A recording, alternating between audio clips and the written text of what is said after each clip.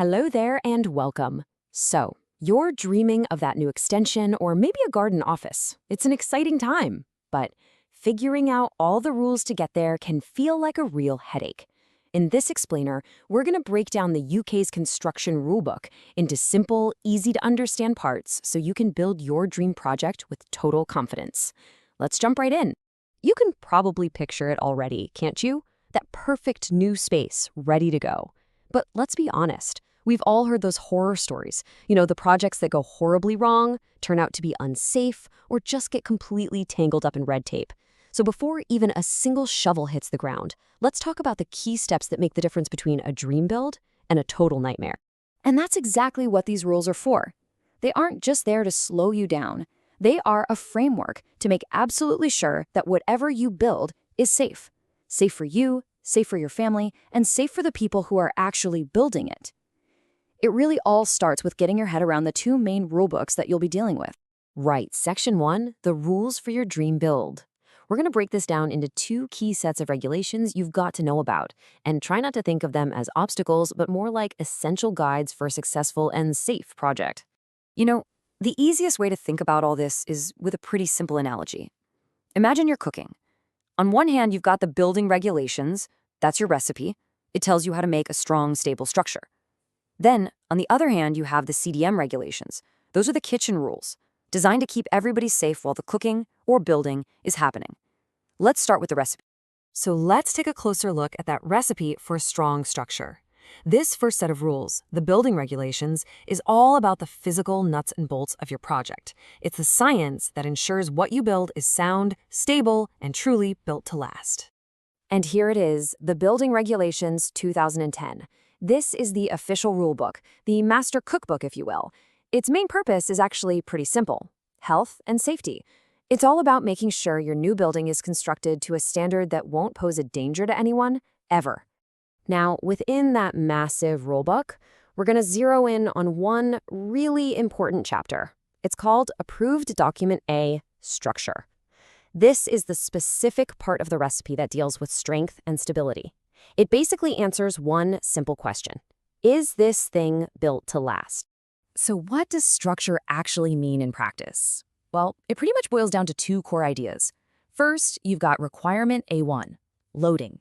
This means the building has to be able to handle all the forces acting on it: its own weight, the furniture inside, snow, even strong winds. And second, in A2, it has to be stable on the ground it's built on, because a building is, after all, only as solid as its foundation. And check this out. This table shows that point perfectly. It's a simplified example straight from the official guidance for building on clay soil. You can see right away that on firm clay, you need a much wider foundation than on stiff clay. It just goes to show you the rules aren't a one-size-fits-all thing. The recipe has to be adapted for your specific site. Okay, so we've got the recipe for the building itself sorted. Now let's switch gears and talk about the kitchen rules, the regulations that are all about creating a safe project team and looking after everyone involved in the build. These are the Construction, Design, and Management Regulations, or CDM for short. And the word to remember here is all. It doesn't matter if you're building a small porch or a massive new house. These rules apply to make sure the process of building is safe for every single person on site.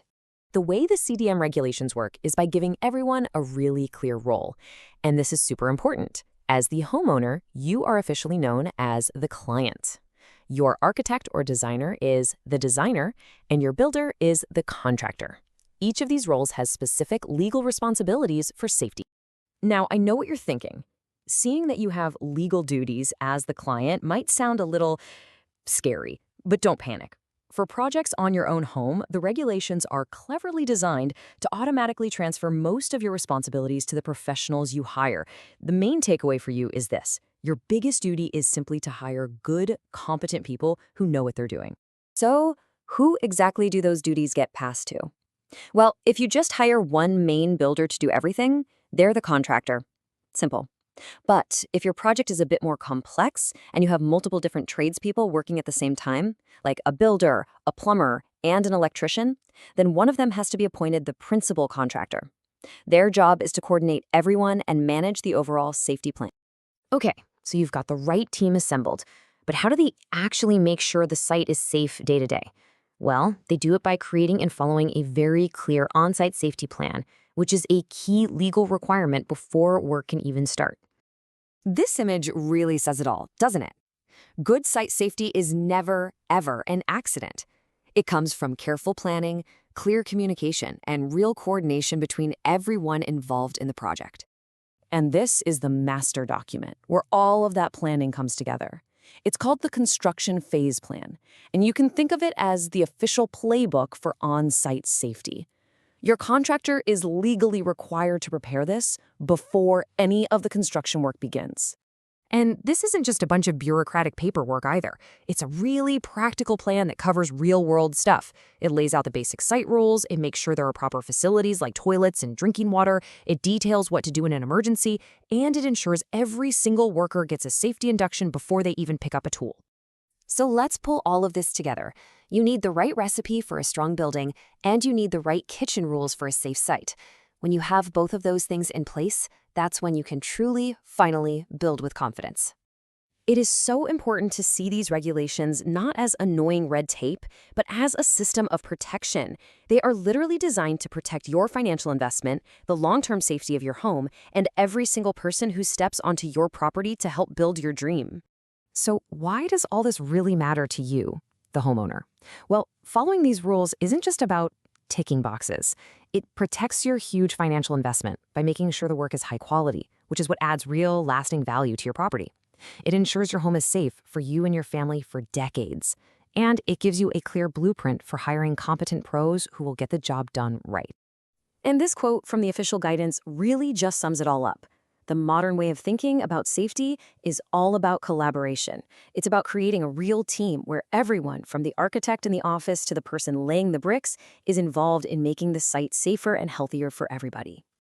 So, as we wrap this up, I'll just leave you with this one thought. Your project is a massive investment of your time, your money, and your dreams. By understanding these rules, you're not just following the law. You are actively making sure that your investment is built on the strongest and safest foundation possible.